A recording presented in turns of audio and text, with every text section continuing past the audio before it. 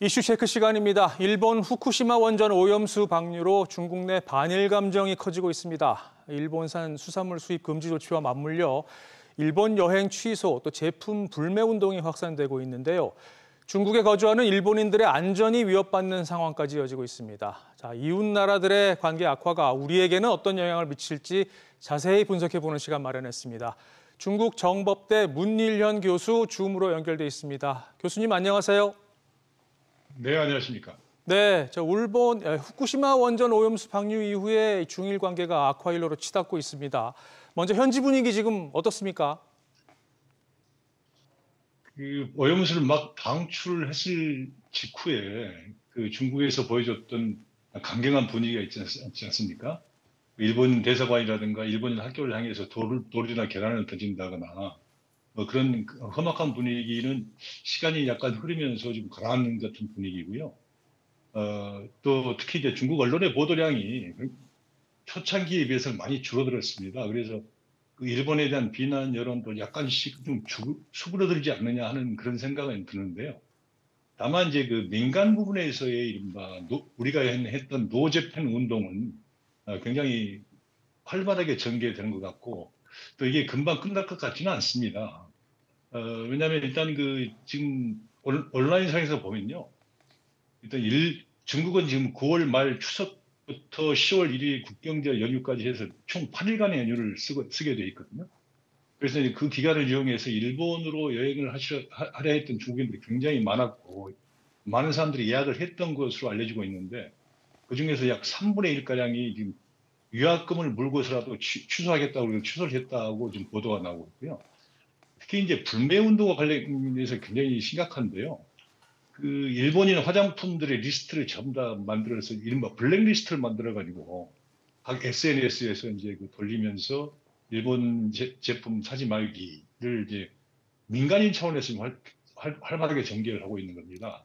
그래서 이런 상황들이 계속된다면 이런 양국 간의 이런 험악한 분위기는 상당 기간 계속되지 않을까 그런 생각이 듭니다. 네, 지금 저희가 격하게 지금 반응하는 중국인들의 영상을 좀 보고 있는데 어쨌든 뭐 지금 교수님 보시기에 톤은 조금 가라앉는 그런 분위기란 말씀이시죠? 네, 그렇습니다. 네. 자, 그런데 앞서 저희가 우려했던 부분은 지난 2012년 중국에서 발생한 대규모 반일 시위가 재현되는 건 아니냐는 뭐 그런 우려도 있었습니다. 지금 그 가능성은 어느 정도로 보고 계시나요? 그 2012년도는 있었던 그 반일 시위는 엄밀하게 이야기하면 그 우리 조도 그러니까 일본식 표현은 센카쿠 열도고 중국식 표현으로는 디아오이강인데요.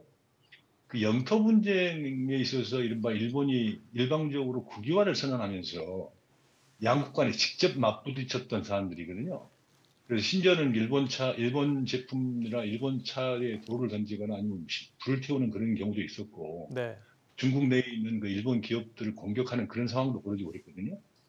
근데 이번 사안은 물론 중일 간에 맞부딪힌 거긴 하지만 어, 일본과 국제사회, 중국을 포함한 국제사회 전체의 문제이기 때문에 2012년대처럼 그렇게 강경하고 그렇게 과격한 시위로 이어질까 하는 그런 점에서는 저는 다소 회의적으로 보고 있습니다. 네. 다만 만일 일본과 중국이 지금 상황이 악화돼가지고 정면으로 맞부딪히는 그런 상황이 벌어진다면 그럴 가능성도 있을 거라고 저는 보고 있습니다. 아, 그렇군요.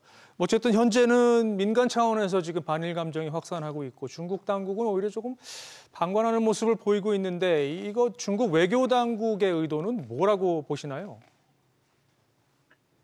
일단 그 중국 외교 당국의 직접적 표현을 빌자면 국민의 건강과 이른바 생명에 직결된 문제이기 때문에 결코 이거는 소홀히 다룰 수 없고 중국이 취할 수 있는 모든 조치를 취하겠다고 하는 게 이제 그런 강경한 스탠스를 취하고 있습니다. 근데 이제 그, 꼭 그런 이유만이겠느냐 하는 이제 그 점에서 많은 이제 그 논란들이 있는데요. 두 가지 음모론이 있습니다. 첫째는 이제 중국이 경제 상황이 굉장히 안 좋거든요. 그래서 국내의 그런 불만과 관심을 외부로 돌리기 위해서 일본의 오염수 사태를 활용하고 있다고 하는 그런 음모론이 하나 있고요.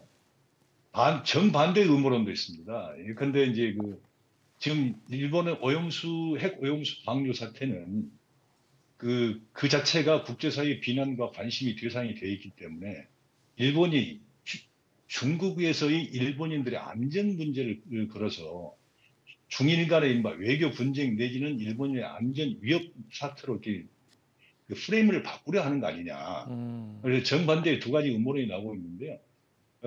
양쪽 모두 다 그런 음모론에 대해서는 확인하지 않고 있기 때문에 실체 진실은 알 수 없습니다만은 네. 제가 보기에는 뭐 그런 전략적인 고려도 하고 있지 않는가 이렇게 생각을 하고 있습니다. 네. 일단 뭐 후쿠시마 원전 오염수가 방류된 바로 직후에 중국 정부가 일본산 수산물 수입 전면 금지 조치를 내렸습니다. 이게 일본 정부는 전혀 예상을 못했던 것 같아요.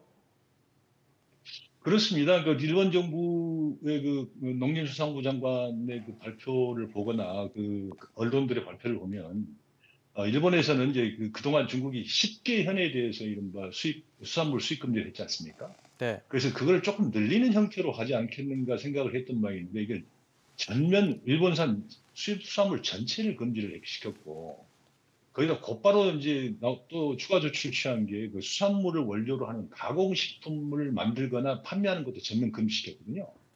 그래서 이게 완전히 이제 일본 입장에서는 굉장히 그 생각하지 못했던 강수를 맞았기 때문에 굉장히 당혹해하는 모습이 역력한 것 같고 또 그런 이 중국 내에서도 그런 보도를 계속 이어가고 있는 거 보면 일본이 지금 느끼고 있는 당혹감이라는 것은 우리가 생각하는 것보다 더 큰 걸로 좀 보입니다.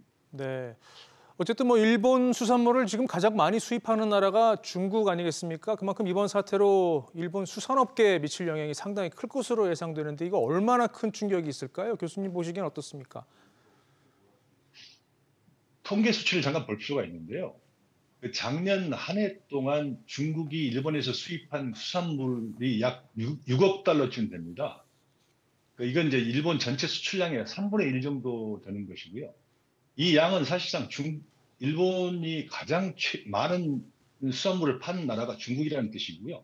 네. 그 다음에 두 번째로 많은 나라가 이제 홍콩입니다. 그래서 이제 홍콩도 이번에 중국과 마찬가지로 일본산 수산물을 전면 수입 금지를 했기 때문에 중국과 홍콩까지를 총합하면 일본 수산물 수출량 전체의 약 40% 정도가 음, 이번에 타격을 받는 거거든요. 근데 여기서 그치는 게 아니라 일본 내 그 수산물 운송이라든가 냉동이라든가 가공, 포장 이런 관련 산업들도 있지 않겠어요? 그런 산업들의 피해도를 다 합친다 그러면 일본 수산업 입장에서 본다면 굉장히 큰 타격을 받지 않겠느냐. 중국에서는 그렇게 보도를 하고 있습니다. 네. 그런데 중국에서 전면적인 수입 금지 효과가 나려면 우리나라를 거쳐 들어가는 수산물까지 다 막아야 하는 거 아닌가요? 그렇다면 우리에게도 영향이 있을 수 있죠. 그렇죠. 그러니까 근데 이제 중국 발표를 보면 일본산 수산물의 그 수입을 금지함과 동시에 중국으로 수입되는 모든 수산물에 대한 검사를 더욱더 강화하고 특히 원산지를 특별히 잘 검사를 강화해서 일본산 수산물이 중국으로 반입되는 경우가 없도록 하겠다고 특별 방침을 발표한 적이 있거든요.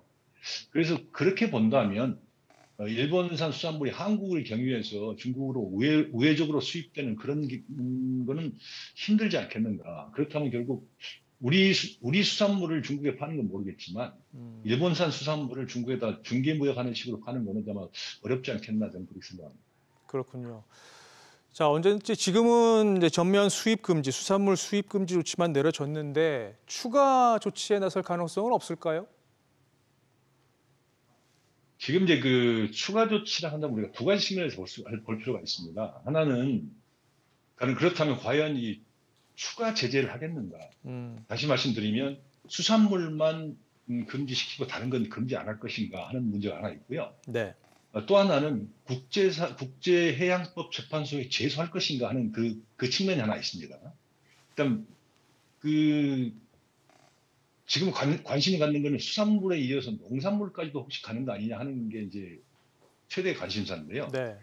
우리가 눈여겨볼 대목은 얼마 전에 그 마카오도 이 중국과 동시에 이른바 제재 조치를 발표를 하면서 마카오 제재 조치에 보면 수산물뿐만 아니라 야채, 과일, 유류 제품까지 전면 다 수입 금지를 시켰거든요. 그럼 마카오가 그 수입 금지를 할 때 분명히 중국 외교부하고 협의를 했을 겁니다. 그렇다면 중국이 마카오의 조치를 보여준 것은 일본도로 만일 상황이 개선되지 않고 계속해서 이게 악화된다면 농산물도 포함시킬 수 있다는 것을 강하게 암시하는 것이라는 해석도 나오고 있고요.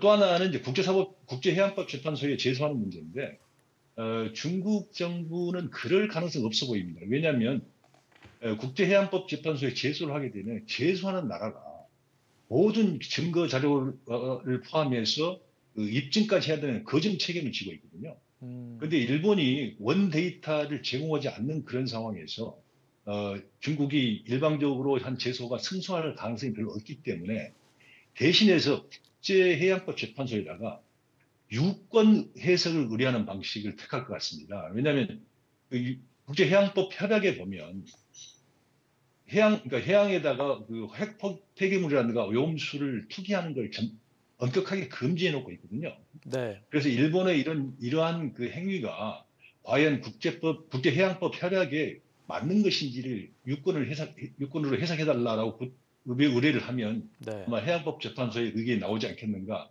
하는 이제 그런 측면이 하나 있고요. 또 하나는 이제 그 중국 언론에서 보도된 네 가지 추가 조치를 할 수 있다라고 수단이 있다라고 하는 얘기가 있습니다. 이제 그거는 이제 조금 전에 말씀드린 것처럼 여론전도 펴고 그러면 국제적 공개도 강화하고 그러면서 이른바 경제제도 강화하고 그리고 마지막으로는 이제 군사적 대응이라는 표현을 썼는데요. 그 눈에 띄는 게 이제 군사적 대응이 어떻게 군사적 대응이냐 이런 의문이 나오는데 논리는 이렇습니다.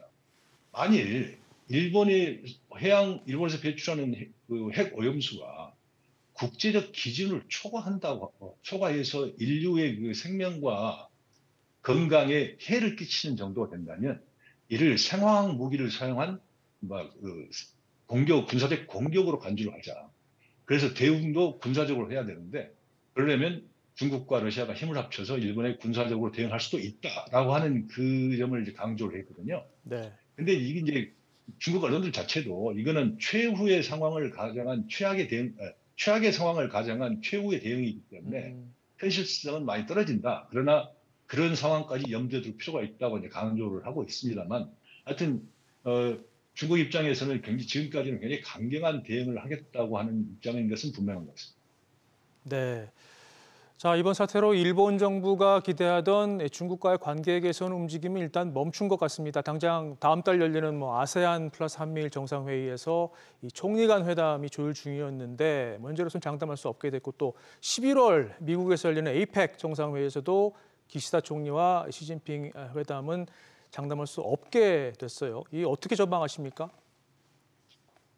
지금 예단할 수는 없지만 만일 지금과 같은 상황이 지속되고 중일 양국 간에 뭔가 외교적인 돌파구를 찾지 못한다면 지금 그 국내적 감정이 이렇게 악화되어 있는 상황에서 시진핑 주석이 일본 기시다 총리를 해외에서 만나는 게 굉장히 부담스러울 겁니다. 네. 만나게 되면 뭔가 그 결과가 있어야 되는데 아무런 결과도 없이 만나는 것 자체도 또 부담스럽고 해서 네. 지금 방금 말씀하신 것처럼 아세안 캠플러스 아세안 플러스 한중일 3개국 정상회담이라든가 그다음에 그 인도에서 열리는 에이펙 정상이라든가 G20 정상회라든가 네. 그다음에 11월 샌프란시스코에 열리는 에이펙 정상회담에서 중일 간에 정상회담이 열리기는 좀 어렵지 않겠나 저는 그렇게 개인적으로 보고 있습니다. 네.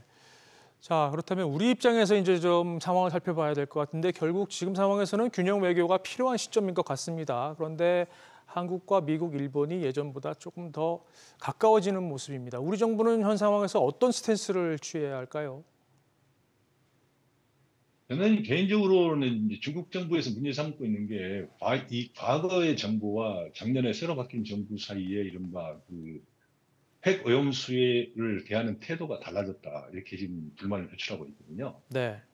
이전 정권에서는 핵 오염수 방출을 강력하게 반대하고 규탄한다 하는 입장이었던 반면에 지금 정부는 말로는 핵 오염수 방류를 지지하지 않는다고 하면서도 실제 하는 행동을 보면 마치 묵인하는 것 아니냐 하는 그런 불만들을 갖고 있거든요. 네. 그래서 저는 이렇게 이중적인 태도를, 이중 플레이를 하는 것처럼 보이면 국제적으로 공신력도 떨어지고 국가 간의 신뢰도 떨어질 수밖에 없기 때문에, 만약에 한국 정부에서 어떤 특별한 나름의 판단을 내렸다 그러면 왜 그런 판단을 내렸는지 국제사회를 향해서 합리적인 설명을 할 필요가 있지 않느냐, 저는 그렇게 보고 있습니다. 네. 자, 교수님 오늘 시간 관계상 여기까지만 들어야 될 것 같습니다. 지금까지 중국 정법대 문일현 교수와 함께 중일 관계 그리고 우리에 미칠 영향까지 짚어봤습니다. 교수님 오늘 시간 내주셔서 고맙습니다. 네, 감사합니다.